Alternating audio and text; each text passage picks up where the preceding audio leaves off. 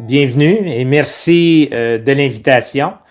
Mon nom est Jean Bourbeau, je suis pneumologue à l'Institut thoracique de Montréal, au Centre universitaire de santé McGill et professeur à l'Université McGill, avec un intérêt particulier pour les maladies respiratoires chroniques, dont la BPCO.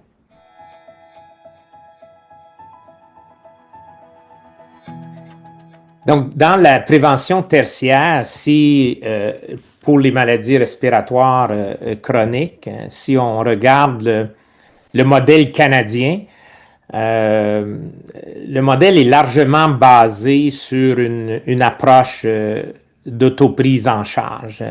Il y a plus de 20 ans, on a mis en place un programme qui s'appelle encore Mieux vivre avec une MPOC.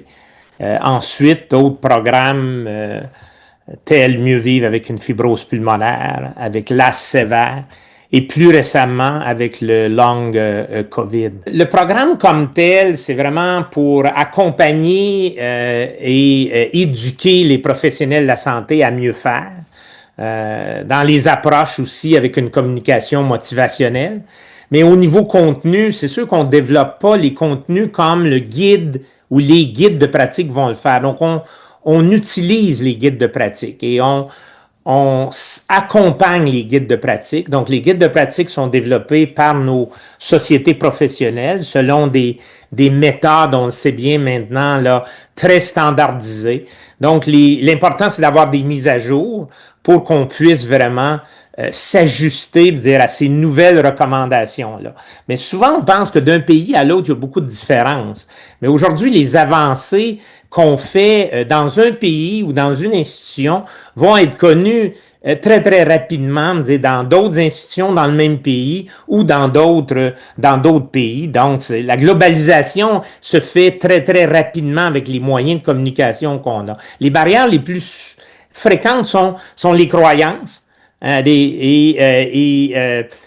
au plus que les connaissances souvent. Parce que c'est pas parce qu'on a la connaissance qu'on va nécessairement changer une façon de faire, une pratique. Après, c'est l'accès et le financement. Donc, le système de santé au Canada est un système public.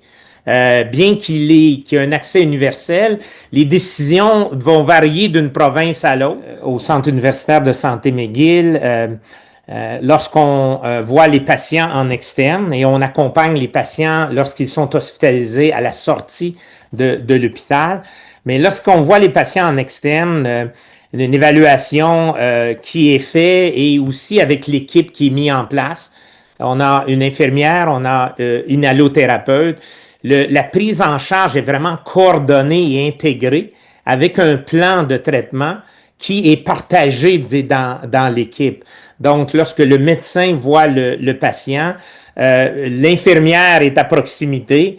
L'infirmière va ensuite faire le suivi du patient et compte tenu de la complexité, plus que le cas est complexe, que le cas a besoin d'attention, mais plus qu'on va s'assurer qu'il va y avoir une communication avec le patient. Parce qu'il faut comprendre que l'autogestion, c'est un changement de comportement. On veut amener le patient dans sa maladie à adopter des comportements de santé et aussi à s'auto-gérer parce que sa maladie amène, bien entendu, des particularités où il doit apprendre à prendre certains médicaments, des techniques d'inhalation, mettre en place de son programme de réadaptation, le maintien de l'activité physique, des techniques de respiration, de conservation d'énergie. Et tout ça ne se fait pas du jour au lendemain.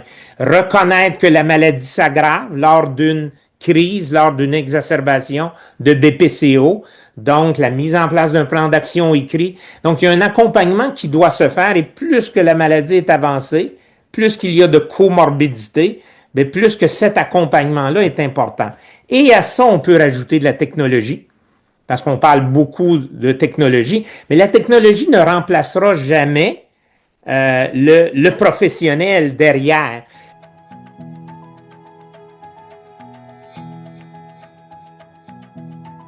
La prévention tertiaire avec les maladies chroniques, c'est vraiment ce qui est le plus important. Et souvent, on se demande, oui, mais est-ce qu'on a les évidences? Parce que souvent, lorsqu'on réfère à des notions d'évidence, on pense à des essais cliniques randomisés, puis on pense à de l'innovation avec des médicaments. On est beaucoup dans le biologique maintenant, avec de la thérapie ciblée.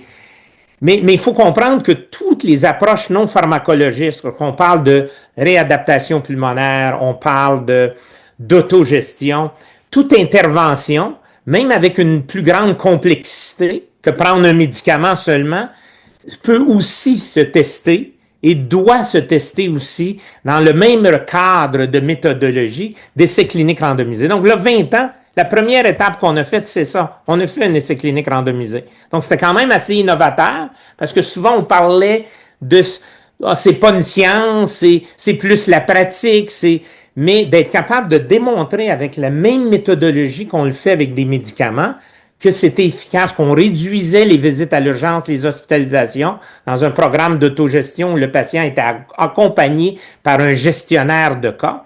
Donc, ça l'a été dans les premières études. D'autres études ont été faites par la suite dans d'autres pays.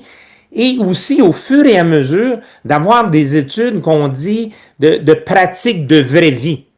Et ça, c'est ce qu'on a fait aussi. Et on a publié pour partager notre expérience avec les autres.